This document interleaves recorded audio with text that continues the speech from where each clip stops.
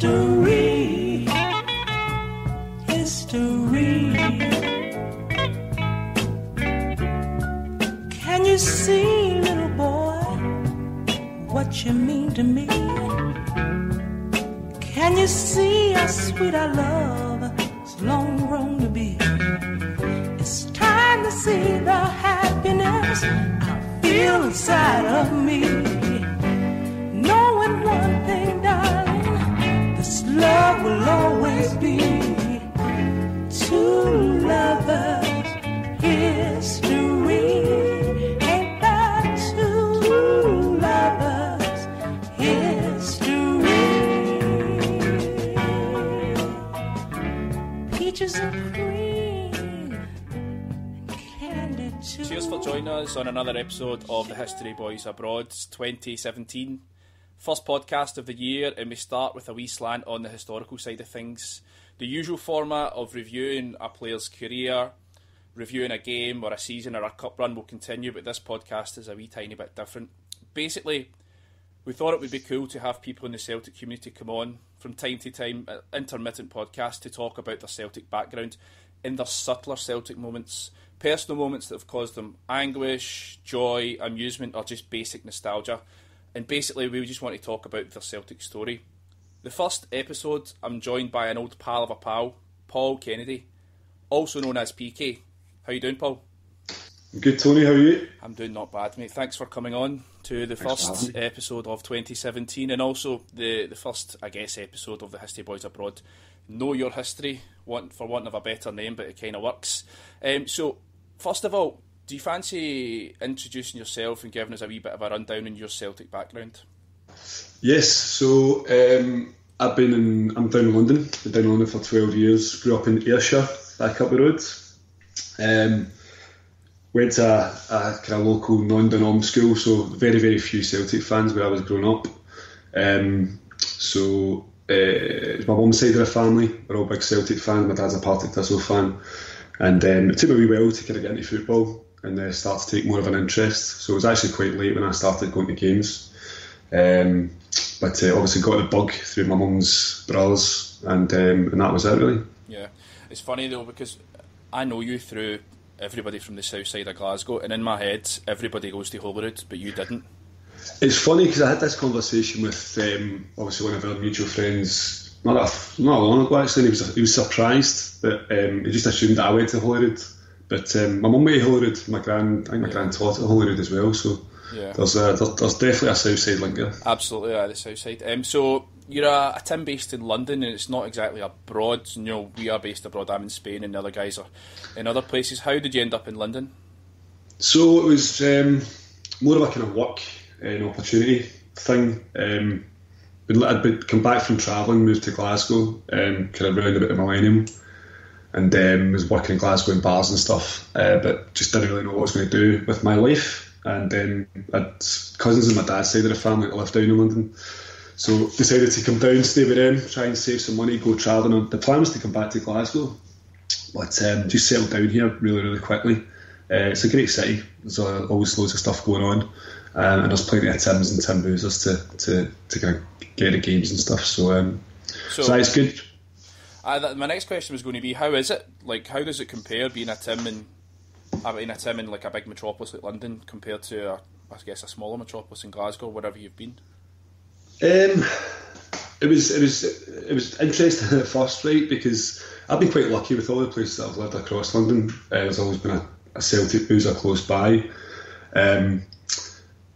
The funny thing at first was getting used to all these English accents, going Tonto, singing the Ebbs, and the boozers watching Celtic. But your face gets known, you know, if you're a bit of a regular, and you kind of start to build out kind of wee social circles. Over the last 5-6 years, there's been more and more boys from back up the road have moved down. Like, again, mutual friends of ours, obviously.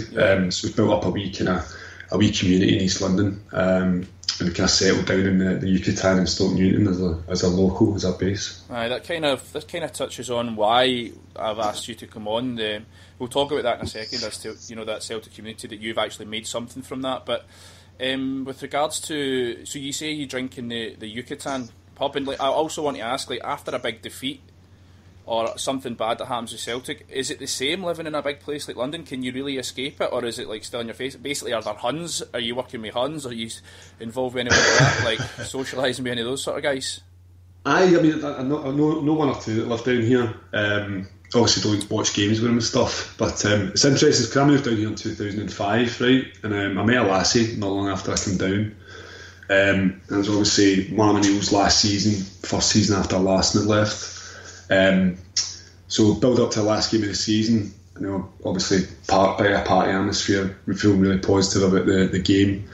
So invited her along. There's a pub in Brixton or Kennington called the Hoops Bar, and as if it's just been plucked out of Gallowgate. Live music every game, rebs, absolutely packed out. And it was literally that game at Fir Park, Black Sunday, just 80 odd minutes of about 80 odd minutes of a total party atmosphere, and she's having a great time. And then what happened, and I remember just sitting in the street, and there was like bodies everywhere, grown men crying and stuff. There's this wee lassie from England just going, what the hell is going on? So it's exactly the same. It's good that you can avoid kind of getting wound up by supporters of other clubs and stuff, but it's exactly the same. There's a big Irish and Scottish community down here. So. Yeah. I mean, for me, being where I live, like, it's just as simple as not going on the internet to avoid it. I don't know. There's very few Scottish people where I live anyway, but certainly no Rangers fans. So for me, after a big bad result, it's quite easy just to switch off. But so you mentioned that there's quite a large diaspora of Celtic fans from Ireland and further up in England, and certainly from Glasgow and Scotland. You said that you've sort of built a little social circle, a group. So the next question is St Paul Celtic. This is something that you're quite involved with. Would I be right in calling it a serious hobby? It's a labour of love. Right. Do you want to explain a wee bit about the foundations of St Paul Celtic, and for anyone that doesn't know, just explain exactly who St Paul Celtic are? Aye, absolutely. So before I moved down to London, I was living in Glasgow. I used to play for a huddle board team, which was great. So you get a chance to put on the hoops and play against other supporters teams. It was all friendlies before they kind of went serious and became St Mary's. But it was really competitive. So you got a real buzz doing it, right? So I mean, I'd played football, Saturday football, like pretty much all my life. So when I moved out to London, I started playing Saturday football again down here. I was the only Scottish guy really at the club that I was playing at, and certainly the only Celtic fan. So I didn't really know any other Celtic fans, apart from the guys that I kind of went to the boozer with, the older guys. So I kind of wanted to create. I used a blueprint of what Scott did. It's the huddle for a huddle board team into St Mary's, and try and recreate that down here. Right. So it was May 2009, I think. We kind of got together with a couple of guys that I knew and started advertising through the huddle boards, Celtic Minded, Kerrydale Street. Got in contact with the CSCs down here, advertised in Gumtree, and organised a bounce game. It was a 5-a-side game. Like, we'd hired a full 11-a-side AstroTurf pitch and ended up with like 10 players. But the next game that we organised, we ended up with 2 squads of 14, 15. Right. And some like quality players come down, loads of Celtic fans, guys from all over the world, Australia, a boy from Brazil, and it kind of snowballed from there, to be honest. It got quite serious quite quickly, and we entered a midweek league in 2009-10, and that was it really. So St Paul Celtic, I have to stress that the St Paul is not me.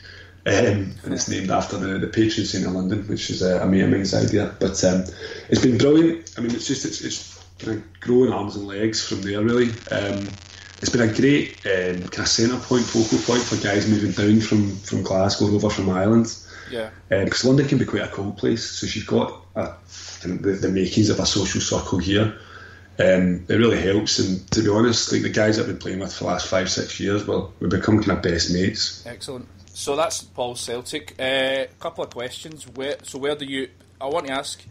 Did you start this before social media became a big thing? Was this like prior to like social media? It was kind of not long after Facebook started to take off. So we used Facebook as much as we could, but it's not like today when you get Twitter, Facebook, and you can like literally just bombard the world with stuff. You know, we use Twitter and Facebook now to try and bring new players in. But it was quite difficult, and a lot of the time you're relying on guys you've never met turning up. But once kind of built that core, it was really easy to build out from there. Yeah. But it was me that started it, and I've kind of carried it through. There's a few of the boys have been brilliant in terms of helping out. So Joy Egan helped to run the Sunday side. In fact, he did run the Sunday side for us for a number of years, and he was even the chairman of the league that we play in, the Sunday League, which is a supporters league. Right, excellent. And Big Connor's helping out this season. So. What's your role then within the St Paul's? Probably like founder.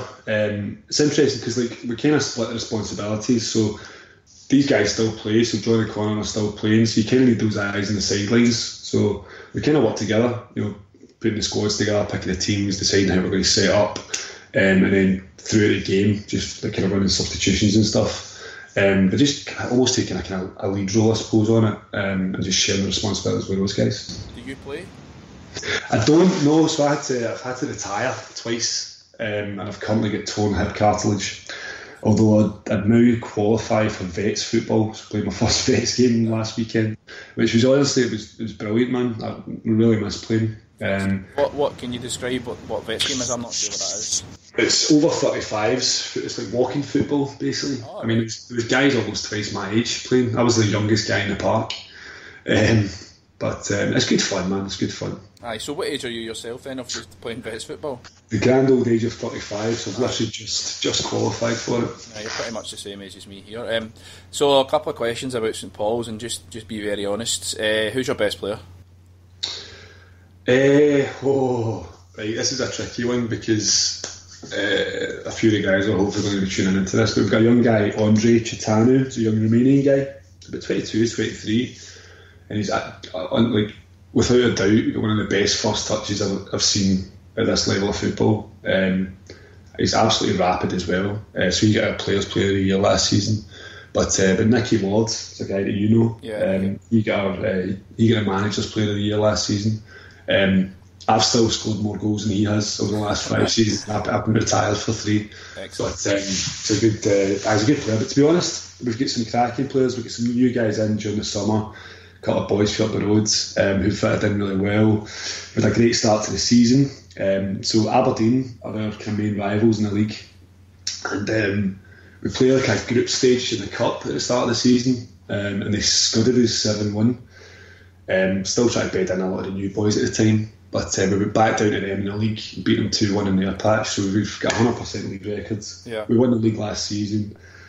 We've won a number of cups over the years, but yeah, we're looking to hopefully do the double this year if we can. I've got a couple of questions that come to mind and a couple written down here. One that comes to mind is, how does it feel after a big defeat like that? As someone who's never managed a team apart from a genuine champman manager here, like, how does it feel after a defeat when you're the manager of a team and you spend a lot of time? I know it's a serious hobby, but you do dedicate a lot of your personal time to it. How does it feel? It's gutting, to be honest. I mean, we've had real highs and real lows over the years. So our second season in the Sunday League, we met Aberdeen in the cup final, and the way that the league's set up, it's basically supporters clubs of provincial teams in London. So you've got Aberdeen, Hibs, Middlesbrough, Man City. The Huns have got a team in as well, which is always interesting. But we've always played our cup finals at like proper grounds, either league or non-league grounds. So our first cup final, we were at Leyton Orient. We beat Aberdeen in penalties.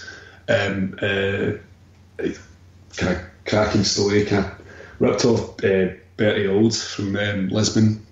Me and Nicky Ward lining up in the tunnel, just singing a Celtic symphony.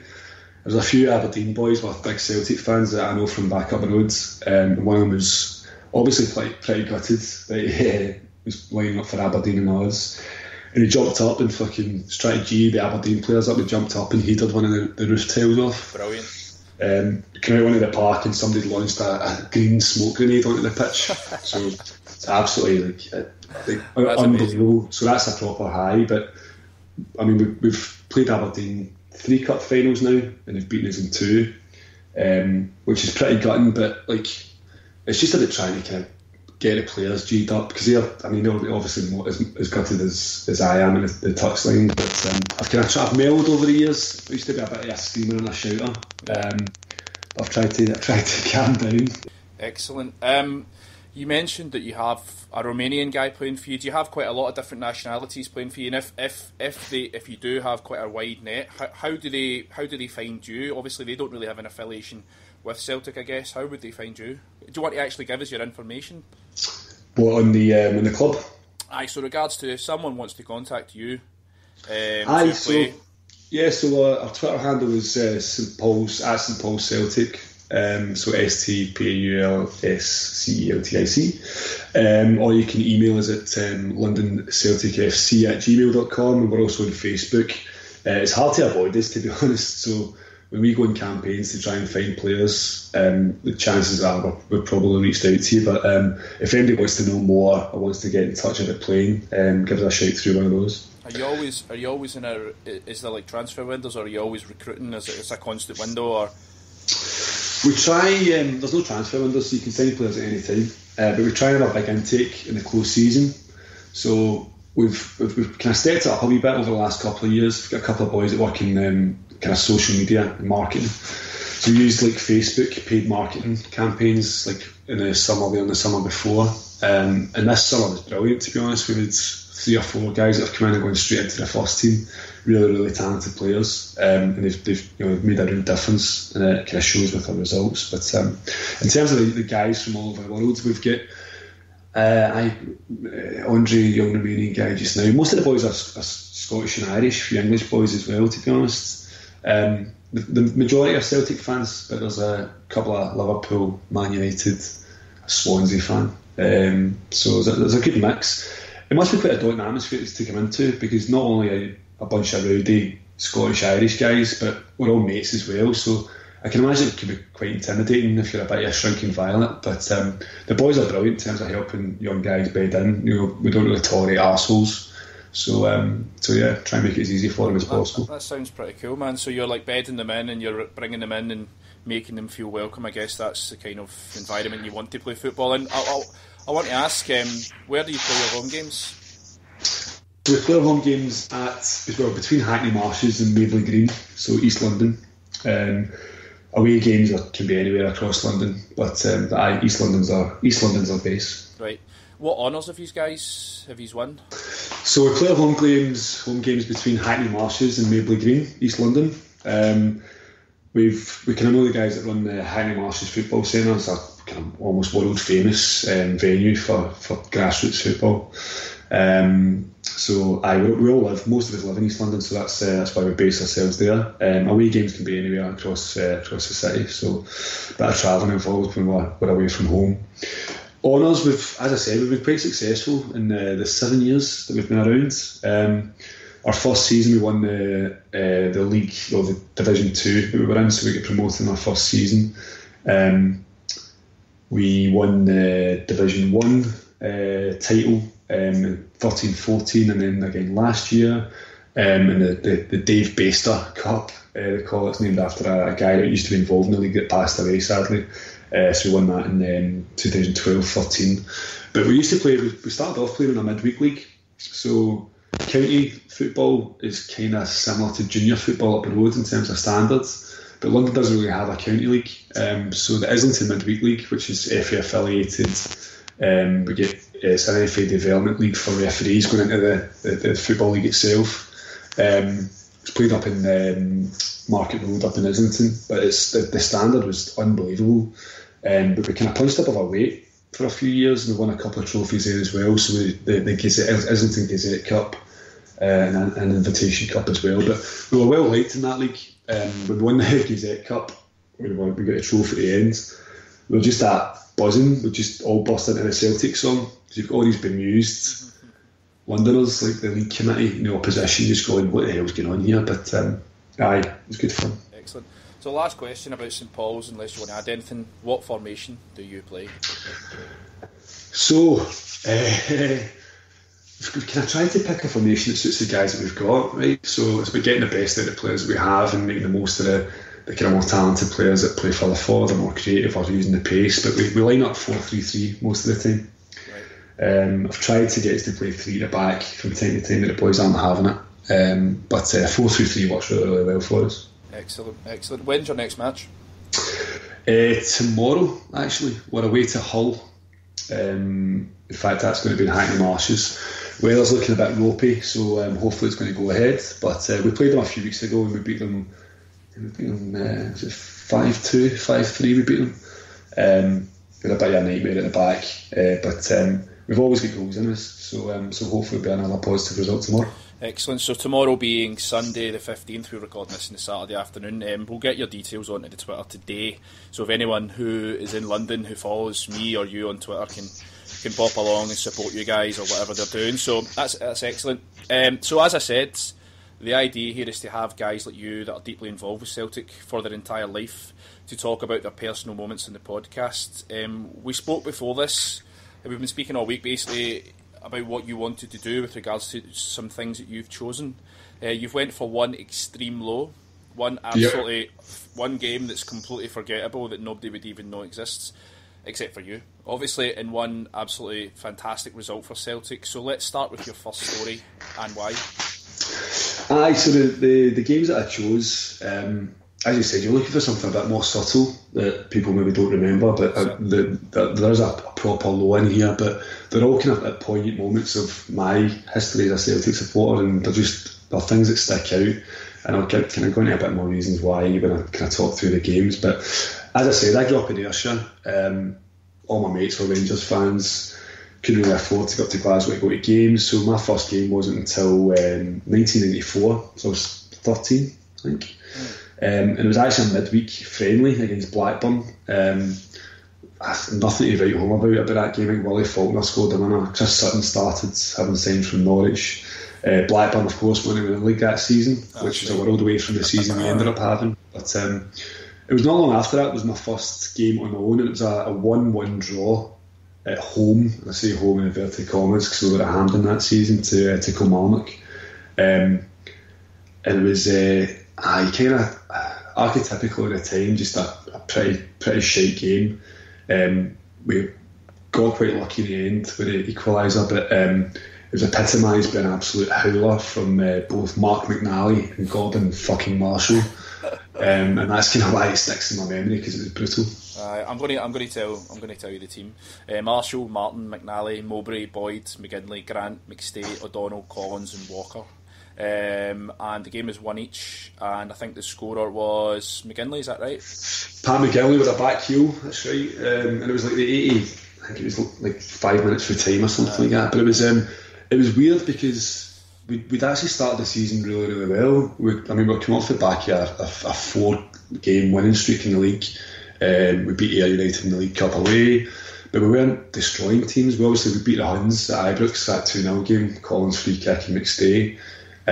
So I think we're actually top going into this game, but for some reason we played like a 4-5-1. So Andy Walker was the lone striker. He's terrifying God. But he'd actually scored in most of the games that we played. I think he had 3 or 4 goals by this point. Yeah. But Burns for some reason crammed the midfield, and apparently it was something he did at Kilmarnock. I don't know why he tweaked it for this game, but I think that was one of the reasons that we kind of struggled a wee bit.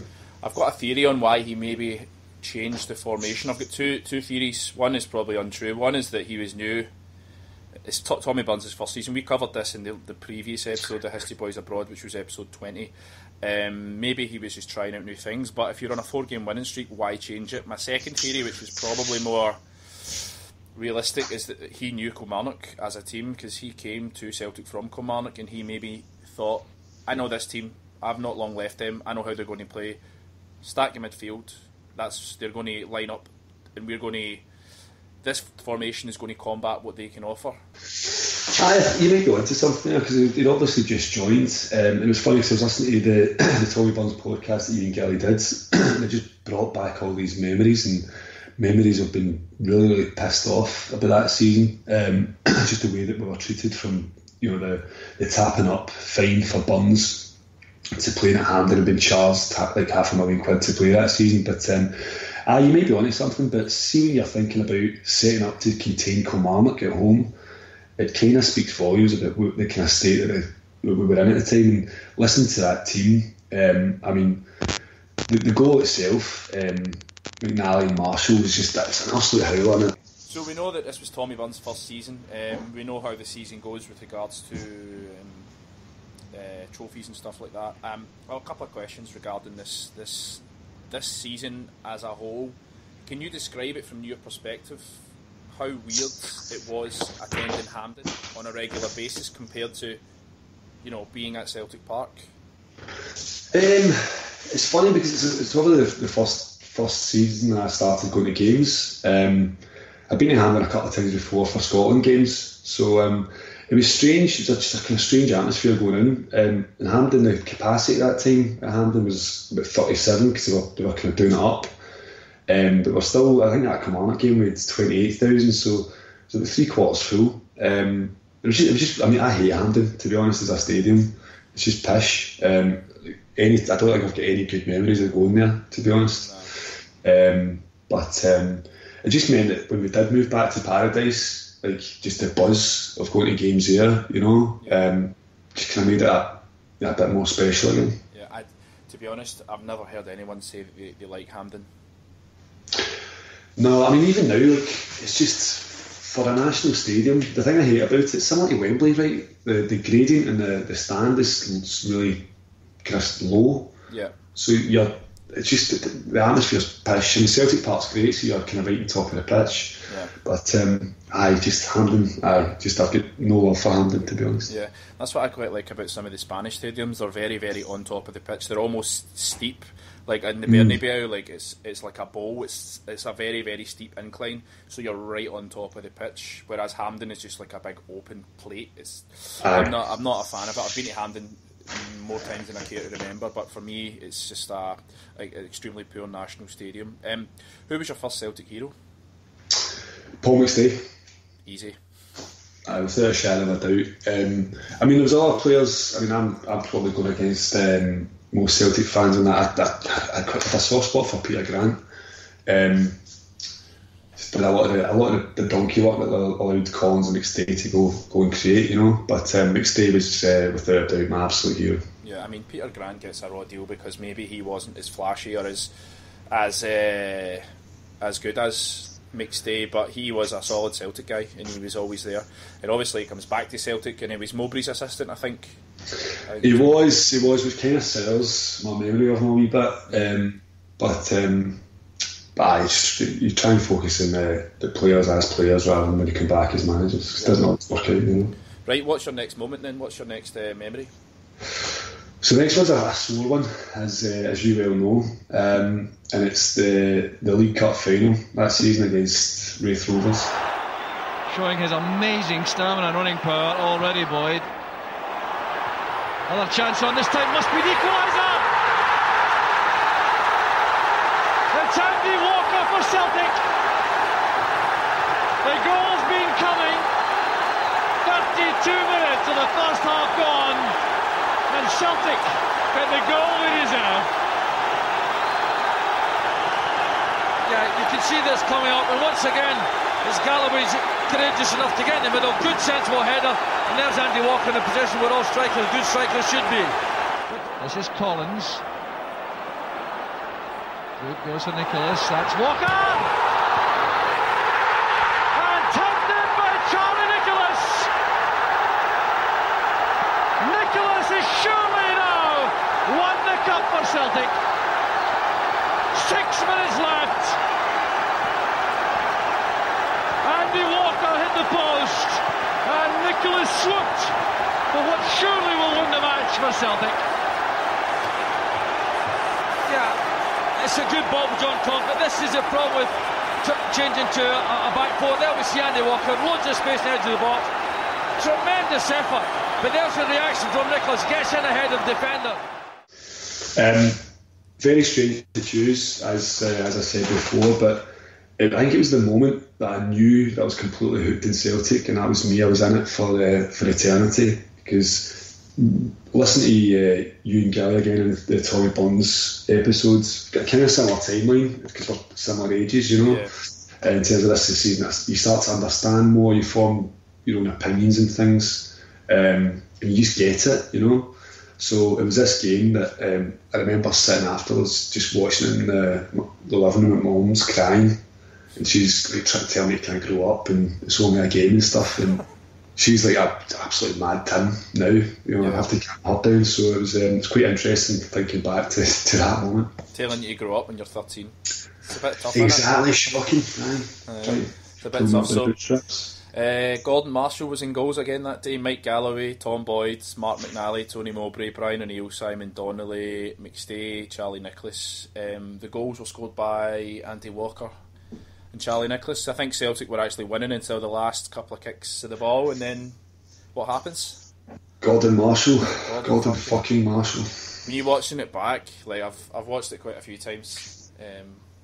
It's difficult to actually swallow that very, very bitter pill. He just spills it, and I don't really want to have to say the guy's name that actually scored the goal because he's a fucking idiot. But Gordon DL was the guy. One cell DL was the guy that swept up. I mean, why do you think two of your memories are from this really barren era? Like, they're known as the barren years, 1990 to 1994. They're dark, they're barren, they are desolate. Why do you think you've chosen memories from that?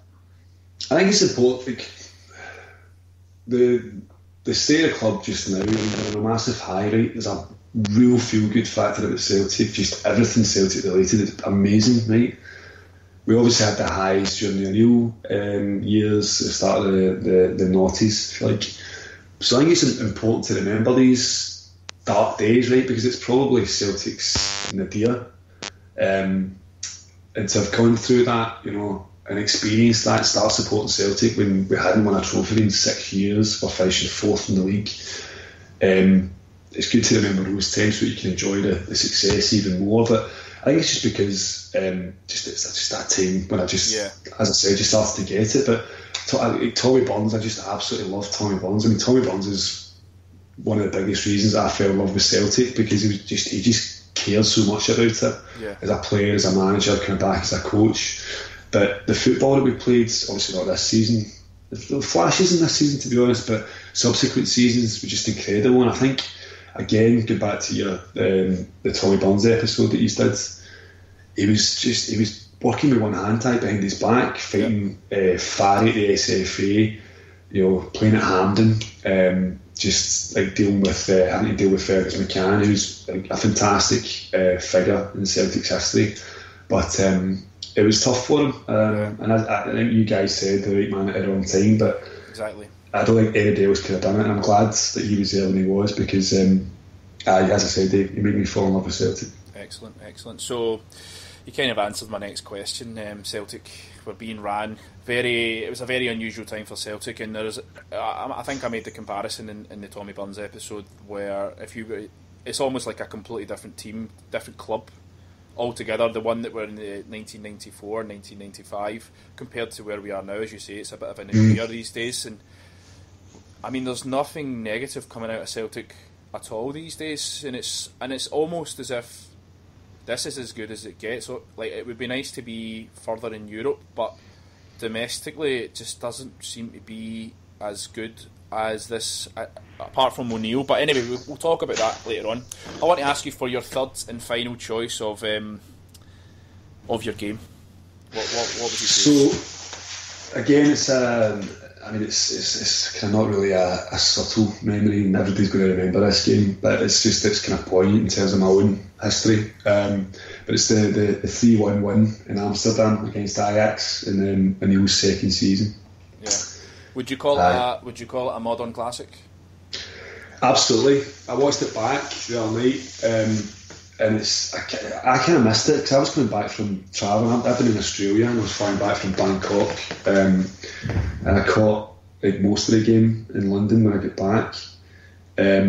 So I kind of fleeting memories, but see, watching it back, we absolutely bossed them. And some of the football that we played, and again, just to kind of go back to the years, the kind of decade before that, when you're really struggling in Europe constantly, to then go and thump Ajax in Amsterdam, a team that had won the Champions League 6-7 years before, and an Ajax team that everybody knows who Ajax are. They're one of the most successful clubs in Europe, and then to go and do that on their turf, it was just like, right, wait a minute, this is, you know, something special's happening here. Yeah.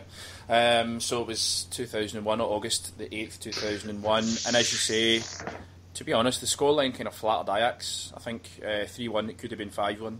Some of the chances that we had, Celtic, as you say, we battered them. It was only our third game of the season, and we spoke before we recorded about it was quite a tough draw. When I look back in that Champions League draw at that point, Liverpool were there, Barcelona were there, Dortmund were there, Kiev were there, Porto were there, and I'm not sure about the seeding system, but it seemed to be quite a tough prospect going up against these teams, and Ajax were definitely in there. So my next question is going to be, who was your man of the match for that game?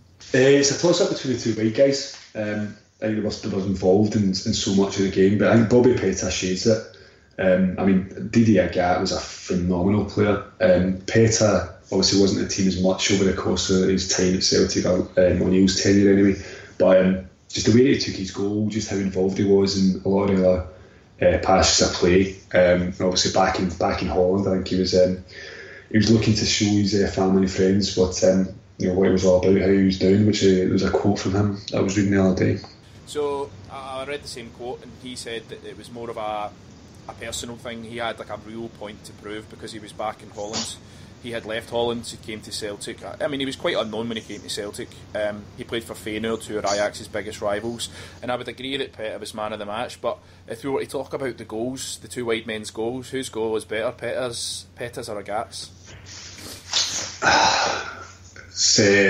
I think Peta's. I think Peta's that finish is just incredible. The ball in from Sutton is dynamite. I think, to be honest, Grimm kind of makes an arse of it. He comes out, he punches it, but as soon as Peta takes that touch, you know what he's going to do. But just, to be that cool and finish that in that way. I mean, it was how long went into the game? It was about 10 minutes or something like that. Something like that, yeah. It's like really early in the game, and it was. Agath's goal was fantastic. The build-up play for it was actually really good. But just you forget how quick Agathe was, and you kind of watch these goals back and see when he just turns on the afterburners to just ghost past that guy.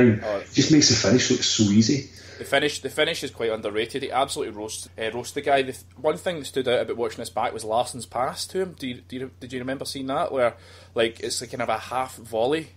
Larsson's in the centre circle, almost on the kick-off where the spot where they take the kick-off. I can't even remember the name of it, but centre spot. The centre spot, that's the one, the centre of the pitch. Like Larsson sort of like jumps up, half volleys it wide to Peta, and then he just puts the guy on toast and he's off, and the finish was absolutely tight, but it was excellent. It was textbook. Just I forgot the last pass because Lennon breaks, doesn't he? Lennon breaks. I think it's a bit of a it's a counter attack, but the Larsson's on the centre spot, and it's just the way that Larsson hits the ball. It's such a deft touch for a player, Larsson, and he plays it out. And I think it was maybe Maxwell. I'm not sure that he just absolutely roasts the guy and off he goes. But we also spoke before this about the team that Ajax had. We're not talking about a team of just absolute nobodies. They had Arveladze, Kivu, Midu, Maxwell, Van der Vaart, and even Zlatan Ibrahimovic. But the build up to our third goal was majestic, and that was Chris Sutton. Field into play. Teta taking his time, looking for support. Again, Sutton linking the play. Lennon, who's also had an excellent game so far, finding McNamara. Back to Teta. Very patient build up by Celtic. Lennon driving forward. It's a great burst forward by Lennon. Finds Sutton. Switches it wide to the right to Agathe. Ball in. There's Sutton again, and that's a third. A magnificent goal for Celtic. 3-1 for Martin O'Neill's side.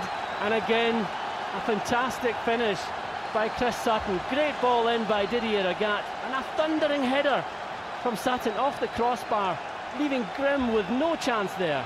In off the crossbar, nothing he could do about that. But the build-up, great passing move, culminating in that cross from Agathe, and a towering, thundering header from Chris Sutton, and he deserved that goal. So Sutton's goal then, what's your thoughts? Tremendous. Definitely one of probably the top 3 headers I've ever seen. I'll be with Larsson's goals in Seville. Just rattles it. I don't think he can kick the ball that hard. He's just come in between those 2 centre halves and launched himself at it, and just coming off the crossbar. It's just a brilliant goal. The cross from Larsson's perfect. I just remember going absolutely tonto on my own. It was in Heathrow Airport actually, wasn't it? When that goal went in. Yeah, brilliant. Aye, absolutely dominant in there, bullied the defender, pushed him out the road as if he wasn't there. And we're talking about Ajax, we're not talking about a normal team here. Arveladze, Kivu, Midu, Van der Vaart, Maxwell, Zlatan even played against Celtic. And Rab Douglas kept us in the game to an extent where he made a couple of big saves. Celtic had many chances, but Rab Douglas kept us in it. One of his better games, I think. I think if you were to speak to Rab Douglas, he would suggest that was one of his better games. Do you know that Ajax actually won the league that year in their league? So they won the Diddies at the time, and it was a massive result for Celtic. No, not at all. I mean, and I think if you think back, the Champions League qualifiers that we've had, so I think only Arsenal are probably a stronger team that we faced. So it was a massive game, and as I said earlier on, it was only a few years earlier that they'd won the Champions League, and Ajax have got a rich history. But I mean, the team that they put out was a strong team. As you said, Zlatan came on as a sub, so there were no mugs by any stretch of the imagination. And Rab Douglas is much maligned. I was giving Gordon Marshall a bit of stick earlier on, rightly so. But Douglas was great that night. I thought he was excellent. And that basically is us into the Champions League group stages for the first time. It's quite a significant season. And a fantastic season in terms of, again, just the improvement that we made. I mean, I think we were unlucky the season before against Bordeaux in the UEFA Cup to kind of go through to play European football after Christmas. But I remember vividly the Porto Juve games. I mean, that Juventus game was unreal. But again, they were just and he was so unlucky in the Champions League. I mean, you look at the game in Turin, we basically cheated. So, but it was a game when, as I said, it kind of put us back in the European map, and then all know what happened the season after. Yeah, and Real Madrid actually won the Champions League that season. Any idea where? I do actually. I was talking to my family about this last night. It's at Hampden Park. One of the best goals in a European final ever. It happens to just be on our doorstep, which is quite significant. Celtic finished that season with 102 points. Is that the season that Larsson scored almost 50 goals? Is that season? Potentially, aye. And actually, I'm not entirely sure. Maybe something tells me he scored 35. Just the 35. I remember it was a season where he just in all competition just rattling the goals in. But 102 points is ridiculous. Yeah. But we were just, I mean, the way that we played in Amsterdam that night was just the way that we played, kind of the way we approached most of the games. We're just relentless. Just fantastic football, exciting football, but it was a brilliant period. Again, talking about the dark days of the 90s when O'Neill came in, those years were just unbelievable. Yeah, coming straight off the back of that, it was a special time. Absolutely a special time. How does it rank, this one, with regards to your memories overall with Martin O'Neill? Let's just keep it to Martin O'Neill here. How does this game rank? It's up there. I mean, there was so many highlights.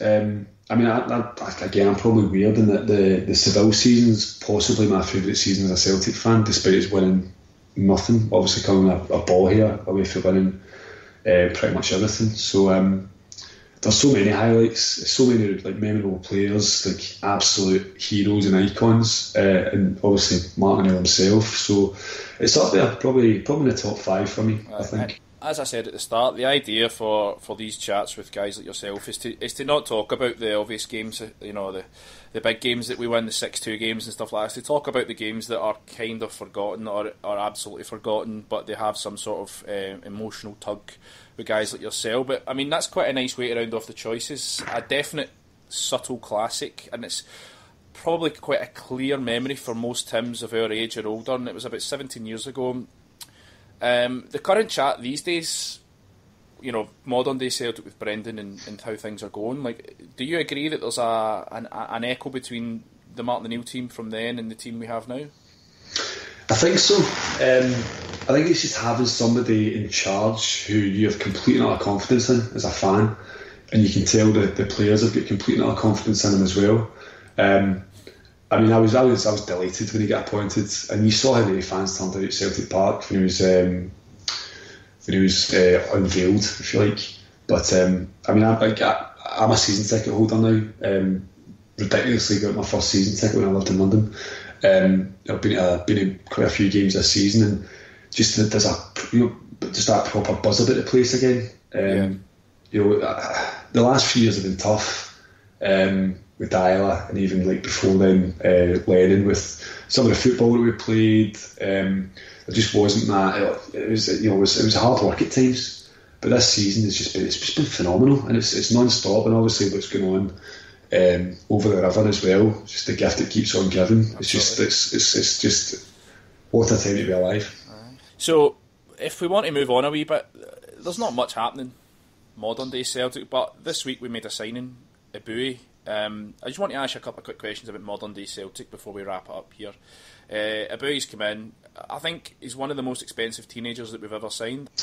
I think we were talking about this in WhatsApp the other day, weren't we? So Petrov was quite expensive. I mean, it's a lot of money for a young guy, but I mean, I'm quite excited. I mean, Rodgers' transfer dealings have been fantastic, to be honest, so far. Obviously, De Vries was a bit of a low point. The jury's still out on Gamboa as a backup fullback, but I mean, look at Dembele, Sinclair. He's done well, so I've got complete and utter confidence in him, and it sounds like he's the type of player that we need as well. Just a bit more energy, a bit tougher, bit more defensively minded, but still with that ability to kind of go box to box. I'm not in this office. I've been watching him for weeks. This is all like second-hand information from reports and stuff that I've read. But I'm quite excited about seeing him coming into the team. Did you hear his quote? What he said he played like? No, I haven't seen this yet. No, he said that he plays like a lion in the middle of the pitch. Superb. A lion. That's exactly what we're after. But I just want to sort of not contradict, but go against what you're saying. I think the De Vries thing worked out in the end, because Craig Gordon got his finger out his arse. De Vries sort of gave him a kick up the arse. He came in. Gordon, who at this point, when Gordon had been struggling for Rodgers and got a little bit complacent, De Vries comes in, instantly gets put into the squad, starts playing pretty shite, and then Gordon comes back in and he's been safe hands ever since. So I think De Vries has actually worked out. With regards to Gamboa, I'm absolutely content with someone like Gamboa being second fiddle to Lustig. It's a completely different option. He's more mobile. Obviously he's fast as fuck. So I'm quite content with most of the signings that have been made. I agree with you in Gamboa. I absolutely love Lustig, as much for his nonsense on and off the park with the beach ball in his head and stuff as his ability on the park. So Gamboa he's a solid backup. You're right with De Vries. I think it was the kick up the arse that Gordon needed. I'm still not 100% on Gordon. I agree with that. He's still capable of the odd fuck up, but I mean, I guess I don't think there's any kind of negatives this season at all. It's just been fantastic. The biggest problem that we have now is we've got so many players for so many positions, so many decent players for positions. We've got the problem up front with playing the two up front. We've got the wide areas, and now we have an Armstrong who's playing out his skin. We've got Scott Brown having the best season of his life, and then Bhoys comes in. Do you think Bhoys is going to go straight into the squad? Do you think he's just going to be left to fester in the reserves for a wee while, or is he who would drop out? What do you think is going to happen? I think so. If you look at the team at the moment, so you look at the team that started against the Huns, I think the obvious player that would suffer or drop out would be Callum McGregor. And like McGregor's a funny one with me because I like him. I think he's a good player. I think he's limited at times. But I think he's the obvious choice to drop out. He obviously doesn't fancy Bitton. I mean, we obviously talked about this kind of between ourselves about the pace that he plays at. I think somebody with a bit more energy, just he's kind of sitting there with Brown, would really complement Armstrong and Brown as well. But we've also got Rogic to come back in as well, so that's another headache. It's a very, very, very good season. The problems we have are good problems. You were talking about Callum McGregor, then I was instantly thinking Tom Rogic. Tom Rogic is arguably Celtic's best player, so it's really an interesting time. Personally, I think Bhoys going to need to bide his time. I think he's played 10 games for Krasnodar. He's only played 10 first team games in his life. He's 18 or 19. I don't see him coming from the Ivory Coast to Russia for a year to Glasgow to walk straight into our team. But when you spend nearly £3 million on a player at that age, something may have to happen with him. He may be brought in. It's a really interesting one. It is, isn't it? But it's that old adage, isn't it? If you're young, if you're good enough, you're old enough. I think there's a reason he's only played so few first team games. It's like he was underage. You have to be 18, I think, in Russia to play. Something like that I was reading. So I think that's potentially one of the reasons. Don't quote me that, but I think we'll see him in the team sooner rather than later. Yeah. A couple of other questions about Modern Celtic. Realistic season goals from here on in. What would you feel would be a realistic end to the season? What would you be satisfied with? I think the treble. I think the treble's on, but I want a whitewash of the Huns. Absolutely. If we can go the season unbeaten, I don't care what anybody says. That's a phenomenal achievement. Right? Any team that can play that many games over the course of 9 months or whatever and remain unbeaten, that's an incredible achievement. And I think that would, if Rodgers was to achieve the treble, an unbeaten season and a whitewash of the Huns in his first season, I mean, he could hang up his jacket as far as I'm concerned. That's him in the history books. I said realistic. I mean, I'll take when I say realistic, for me anyway, I think the treble's definitely realistic.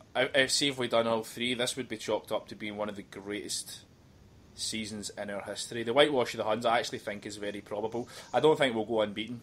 I think I'm more than happy to let that slide in return for the treble, but for all three I think it'd be I don't know, it seems anything is possible, but personally I just don't see it. I agree. I don't think there's any pressure in the team to be doing that. There's a few games over Christmas when I was back home, and it was funny. I took my dad to the Partick Thistle game, and obviously we're not playing particularly well, going through the slump that we're still winning week in, week out, and there's a guy going absolutely tonto, and you kind of need to take a step back at times. But we've won 12, 13 games in a row, top of the league, we're unbeaten this season. We are going to drop points. Because we've got no divine right to win every single game, as long as we kind of keep playing. And that's the thing I like about Rodgers, is he doesn't sacrifice his philosophy. He changes things, but he always wants to win the right way, Yeah. And team are going to kind of sit in against us, and the likelihood is we're going to get some bad luck. So I think unbeaten's it's a tall order, but it'd be incredible if we could do it. Let's see how we got on. I think we've got 3 more games against the Huns at most. Assuming that they make the split. We've got one in March, which is March 12th at 12 o'clock, I think, and then potentially one at Mordor and probably in the Scottish Cup. But next Celtic game in this lockdown, this winter shutdown, we've got Albion Rovers next Sunday, the 22nd, I think it is. What would you do if you're a manager yourself? Would you rotate the squad? It's not something I've noticed that Rodgers likes to do. He doesn't like to change the squad too much, even though he has a massive squad at his disposal. Have you been following Celtic's social media, the players on social media during this? I've been following them through the pictures that you've been posting on WhatsApp, but they're having a great time, as you said. Those like a stag do. It does look like a stag do. Liam Henderson definitely needs to get some colour. He's whiter than me, but it's brilliant. I saw Jurgen Klopp was talking about what every other league in the world is doing right now, and they're playing football. I think it's essential to have this wee break when the weather's shite, pitches are shite. So hopefully they'll come back rested, and I don't think there's going to be too many changes for the Albion Rovers team. The thing in Germany is they have the winter shutdown, and they kind of have this thing in Germany, I think, where they look at the league at the end of the winter shutdown or at the start of the winter shutdown, and then obviously they don't restart the league and start again, but they split it in, and there's no an award, but the people that sort of win the league by the winter shutdown is kind of like a thing. There's a name for it in German where they're kind of spoken about quite fondly, and they've won the first half of the season. It's kind of a thing over there, whereas obviously in Scotland nobody gives a fuck about that. But Albion Rovers, not much rotation Someone like Christie's going to come in, maybe a game for Beaton to come in. Maybe rest Jozo, bring in... Well, obviously O'Connell has left now. I would consider bringing in Kolo Toure. Bhoys Vyachenko. Maybe Gamboa for Lustig, try and protect him. Tierney must be back pretty soon. And then maybe even play Griffiths. I think it's a great opportunity for Griffiths to come in. He's obviously he's been so unlucky this season because he was in fire at the start of the season, and I remember talking to you guys in the run up to the first Huns game, and then the news coming through that Griffiths was injured and kind of worrying whether the belly was going to step up, but he's stepped up and then some. But it'd be good to see some of the guys and the fringes getting more game time. I think Beaton's time's up, to be honest. So Roger's saying if he wants to go, he can go. It could be a great opportunity for Bhoy to make his debut. One thing that's often forgotten about the 5-1 game is the despair that we had about Griffiths being injured. Like, everyone was like, fuck, because Dembele, he had scored a couple of goals, one against Astana, he sent us through, and like he kind of looked a little bit rough and not exactly ready. But then the rest is history. Just another thing about Beaton, I think he's just had a wane, so I don't think he's going anywhere, to be honest. Not now, maybe in the summer. I don't see him going now. I don't really see the need to get rid of Beaton now anyway, because he does like to come off the bench, and he does play a role where he comes on and sort of shuts the game down. Like, he's almost like a Mourinho style player, just like slows the game down. We spoke about earlier on, and he's a slow player. He's very passive and he's no urgency, so I think he does have a position in the squad until the end of the season, and then hopefully by then Bhoy, who sounds to me like he could be the opposite, a very active player in the middle of the park, a lion as he described himself, could come in and sort of inject a wee bit of energy into the midfield. But I think that'll do for Celtic, modern day Celtic chat. Have you anything else you want to add about current Celtic chat? Not really. I mean, just obviously the recent result over at Ibrox, watching the highlights back again. It's a fantastic day to be at him, and I hopefully the second half of the season we can carry this on. Brilliant. So you can find PK in St Paul's. Can you just give us a wee rundown of all your details again? And if anyone wants to attend and support you guys, where can they go? Yep, so our Twitter handle is at St Paul's Celtic, so ST for St Paul's Celtic. We're also on Facebook. If you search for St Paul's Celtic FC, you'll find us on there. As I said, play our home games in Hackney Marshes and Mabley Green in East London, but I try and keep the Twitter updated as much as possible between winding up puns and political figures. So try and get the fixtures on there so that people know when to get along. But hopefully the big game at the end of the season will be the cup final. It'd be good to have a decent support along to that. But as I said, we'll keep you posted on Twitter and Facebook. Excellent. And where do you drink? Are you part of a CSC? I forgot to ask you that at the start. No, I mean there's CSCs all over London. The UK Time used to be a massive Celtic boozer.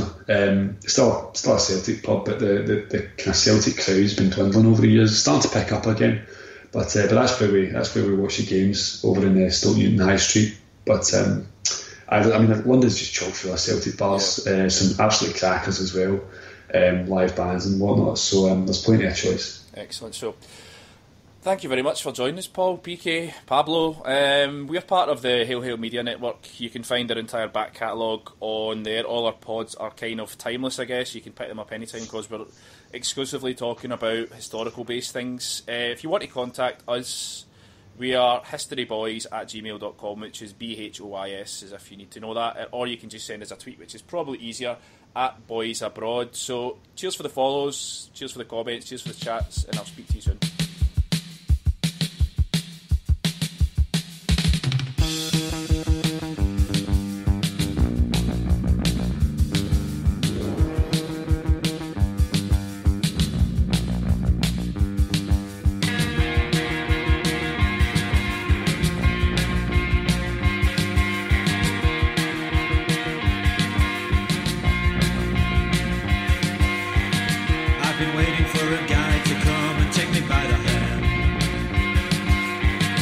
Sensations make me feel the pleasures of a normal man. These sensations spare the insults, leave them for another day. I've got the spirit, lose the feeling, take the shock away.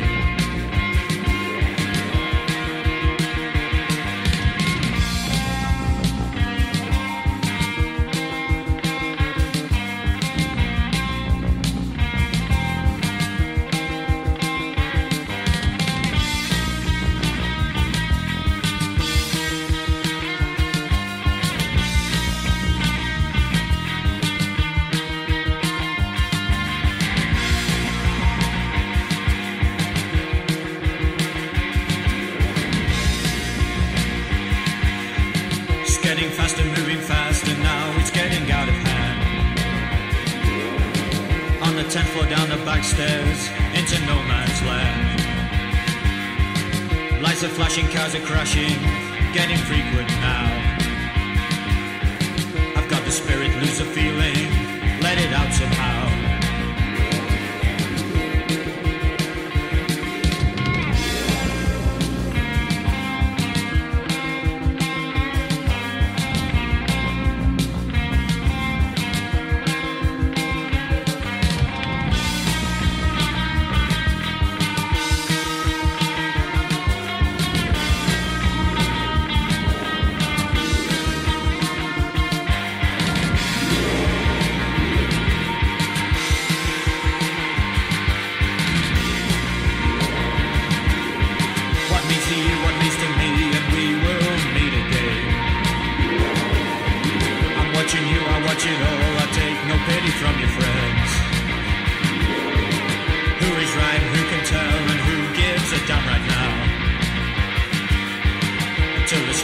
Sensation takes hold, then you know. Until the spirit new sensation takes hold, then you know. Till the spirit new sensation takes hold, then you know.